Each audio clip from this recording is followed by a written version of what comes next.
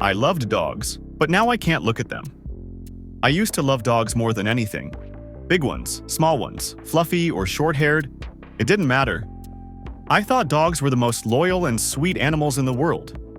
But now, I can't even look at one without feeling sick. A few years ago, I worked as a caregiver at a nursing home. It wasn't my dream job or anything. Honestly, I just needed money, and the pay was decent. I told myself I'd only stay there for a few months, but I ended up staying longer than I expected. There was this old man who lived there. Let's call him Ray. I don't want to break any rules or say too much about his identity, so I'll keep it at that. Ray was different from the others. Every Sunday, he'd come visit me in my little office just to talk. He said it helped him feel less alone. Ray was kind, thoughtful, and full of wisdom. He always talked about life, love, and deep things that made you think. He had this peaceful way about him. But Ray was also almost completely blind. He told me once that he lost his eyesight in his 20s after looking directly at a solar eclipse. Back then, no one knew how dangerous that could be. Because of his blindness, Ray had a guide dog, a big, strong German Shepherd named Chucky. Chucky was smart, loyal, and always stuck by Ray's side. Everyone at the home loved that dog. He was well-behaved and never barked without a reason. But sometimes Ray would say strange things about Chucky. He once mentioned that Chucky talked to him at night. I laughed when he said that, thinking it was just an old man being silly. But then, one night, something happened that changed everything. It was a Sunday, just like always. I was about to finish my shift and head home. As I walked past Ray's room, I heard him whispering. "Shh, someone might hear you. I'm starting to get annoyed with you talking all the time," he said quietly. Then I heard it, barking, but not normal barking. It was low, strange, it gave me a chill. Chucky never barked, especially not at night. I knocked on Ray's door. "Ray, everything okay in there?" "Who is it?" he called back. "It's me, Travis. I heard Chucky barking, just checking in." "Oh, he just got a little excited. Everything is fine," Ray said calmly. "Okay, Ray.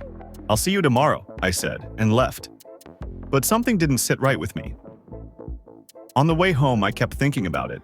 Ray was whispering like he didn't want someone to hear. Was he really talking to Chucky? Had he gone crazy, or was it something else? I got home, made dinner, and went to bed. That night, I had a terrible dream. I saw Ray and Chucky sitting together having a full conversation. But Chucky wasn't just a dog anymore. He was changing. His body looked twisted, like something trying to look human but not quite getting it right. They were talking about escaping the nursing home and finding Ray's wife and kids. I didn't even know Ray had a family. I woke up sweating. The dream was so real it left a weird feeling in my chest, like I'd seen something I wasn't supposed to. The next morning, I went to work as usual. I always started by checking on Ray since his room was the first down the hall. I changed into my uniform and knocked on his door. "Ray? You in there?" I called. "Go away," he snapped. "I can't, Ray. It's time for your morning checkup." He didn't respond, but eventually, he opened the door. And that's when I saw it, just for a split second. Chucky was standing, not just on two legs like dogs sometimes do, but standing like a man. His back was straight, arms at his sides. It was wrong.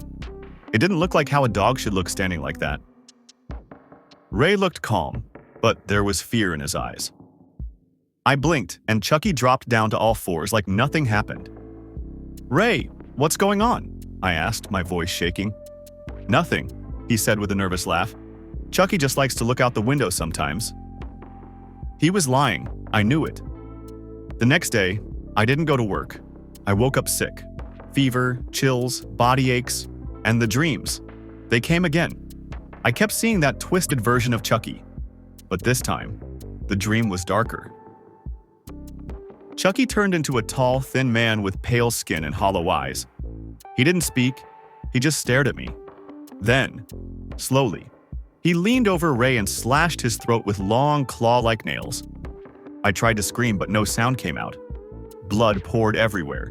Ray choked, gasping for air. The room smelled like something had died in it long ago. I woke up gasping for breath, my body soaked in sweat. But strangely, my fever was gone. I felt fine physically, but my mind was racing. I couldn't stop thinking about that dream. That day, I dragged myself to work, even though everything inside me screamed not to go. As I pulled into the parking lot, I saw an ambulance and police cars. My coworkers were outside. Something terrible had happened. "What's going on?" I asked. Carolyn, one of the night shift nurses, looked pale and shaken. "It's Ray," she said, barely holding it together. "He's dead. And Chucky is missing." My heart dropped. "What happened?" I asked, though I didn't want to know. Carolyn's eyes filled with tears. His throat was sliced open, just like an animal attack. But there's no sign of Chucky anywhere. I stood there frozen. I felt like I already knew this. I had seen it in my dream. That whole shift felt wrong. Everyone was quiet, the residents seemed on edge. The air felt heavy, like something bad was still nearby. Later that night, after most of the chaos had settled, I went to Ray's room. It was taped off by the police, but I stepped inside anyway. The smell hit me first, rotten and metallic.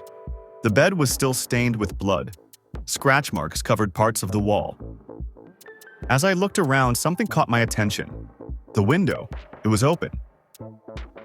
I walked over to it and looked out. And that's when I saw them. Eyes, glowing in the dark from the bushes, watching me. I leaned in, trying to focus, and then he stepped out. A thin man, hunched over with those same hollow eyes. The same figure from my dreams. His skin looked dry and stretched, his nails long and jagged. He slowly walked toward the window. My heart pounded. Just before he could reach inside, I slammed the window shut and locked it. "Go away!" I shouted. He just stared. Then he barked. Not a normal bark, raspy, angry, like a human pretending to be a dog. I backed away. I called the police and told them there was a man outside, possibly on drugs, trying to get in. When they arrived, I explained everything, but they found nothing. No footprints, no signs of anyone in the bushes. Before I left that night, I told the next shift worker what had happened. She looked scared, but I was too tired and shaken to stay. As I walked to my car, I saw it. Scratches all over the side, and 3 words carved into the door. "You are next." My blood ran cold. I jumped into the car and drove off, looking in every mirror the whole way. I kept thinking someone was following me. At a red light, I looked into the rearview mirror and saw a figure crouched behind a trash can. When the light turned green, I sped up. A few blocks later, I saw him again, standing in the road, waving at me. It was him, the same old man, the thing that used to be Chucky. After that night, I couldn't stay. I packed up and moved to another country. I couldn't sleep. I couldn't eat. I felt like he was always watching me. I still have nightmares. Ray and Chucky come back sometimes. They don't speak. They just stare, like they're waiting. People back in that town say they've seen something at night. A skinny man with long nails, scratching at windows and barking like a dog.